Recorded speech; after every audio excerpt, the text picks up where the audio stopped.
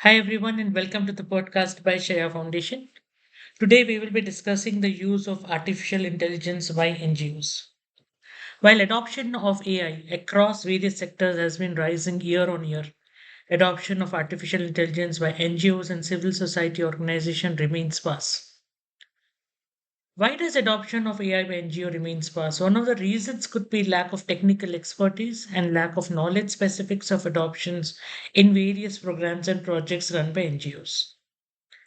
In our effort to ensure adoption of AI by NGOs, we are introducing a podcast on AI wherein we will be discussing applicability on AI in various initiatives that are being undertaken by the NGOs. AI can play a very significant role in corporate social responsibility across initiatives like sustainability and environmental initiatives, community initiatives, DEI initiatives, and skill development initiatives. Use of AI by these organizations can improve efficiency, transparency, and impact across these initiatives.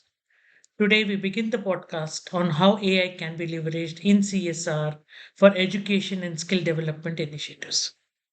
AI can significantly enhance skill development initiative by providing AI powered personalized learning, which we also called as ALP, that is adaptive learning platform. What do we mean by an adaptive learning platform? Adaptive learning platform customizes training program based on learner's skill level, his learning pace, and the job for which he is being trained.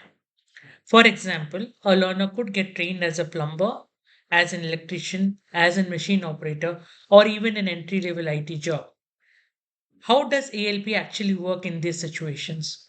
As an AI powered adaptive learning platform, will use artificial intelligence and data analytics to personalize learning experience based upon the learner's initial levels, his progress, and his learning style. It will adjust the content, the pace, and the difficulty level dynamically to ensure efficient and targeted skill development. How does it work? The first step in this process is creation of a learning profile.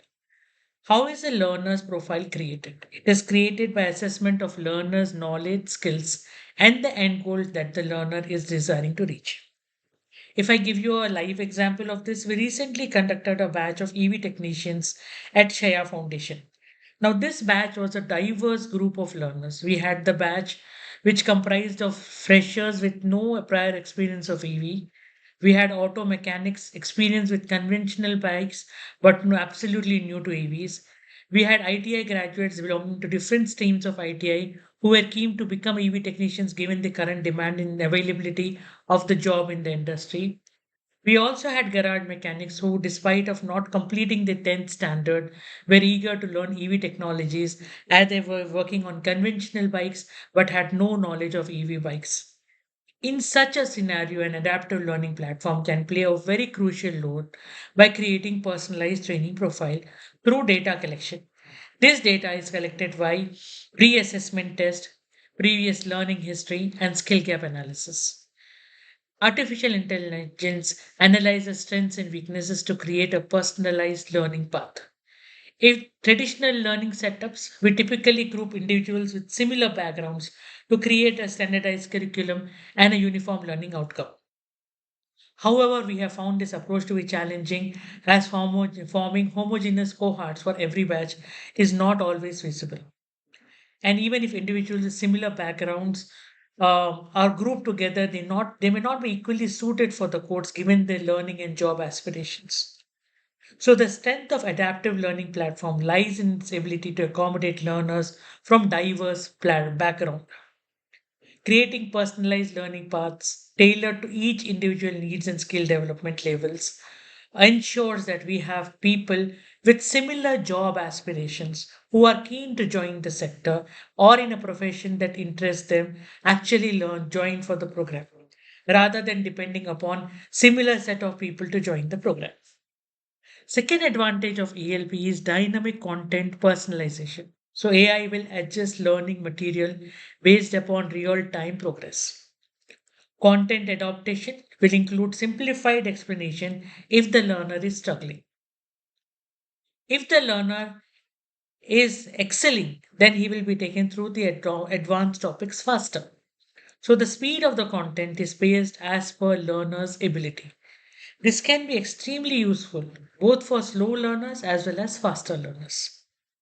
Apart from this adapting the real time progress, it also adapts as per the learning style. The content can be presented in different formats like videos, quizzes, simulations, so that they are able to retain the learner's interest in the topic. One very big advantage of AI is AI powered language translation, which enables multilingual learning, making learning accessible to learners from diverse backgrounds and different linguistic capabilities. Voice and chatbots guide the learners through training modules in their native language. The third advantage of ELP is it is able to track the learner's responses and give instant feedbacks. If the learner repeatedly makes a mistake, the platform will guide him with additional practice and adjust the difficulty level so that it is able to offer step by step guidance. It can personalize learning reminders and schedule the sessions as per the learner's behavior. Not only that, AI can also drive engagement and motivation by including gamification elements like points, badges, leadership boards that can keep the learners engaged. One very important aspect of AI driven platform is the ability to ensure adaptive assessments and certification. AI can adopt the difficulty level of test based on the learner's responses. Now, you might think, why is this important? This is important because research shows that most of the learners, particularly from underprivileged background, leave vocational courses as they find the codes and the assessments very difficult. AI can ensure that these kids are handled until they are comfortable with the course and get the required time to understand the nuances of the course before taking the final assessments. Performance analytics from AI can determine readiness of the certification or need for any further training. Last but not the least, IoT, AR, that is augmented reality and VR virtual reality, can be used for hands on learning, and this can be facilitated by AI for real world practice. If I quote some examples of such existing learning programs in India, we have automotive service technician training by Maruti, we have retail training by Walmart, we have manufacturing and auto training from Tata Strife. Role of VR training in construction sector for crane and excavator operator training by L&T is well established. These kind of programs save a lot of money which otherwise had to be spent on equipment and consumables to successfully enable the completion of these training programs.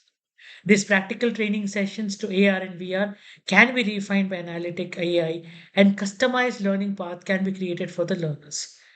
It not only reduces the risk exposure of the learners, but it also keeps them safe from real life surroundings while they are still learning. So, how do we implement AI in our programs? Implementing AI does not necessarily mean that we need to create a new AI learning platform. We could actually be better off using what has been developed already and customizing it as per our requirements. Technology stacks for AI skill training includes AI platforms like Google AI for education, IBM Skill Build. We have VR tools like Oculus for business. We have Verti.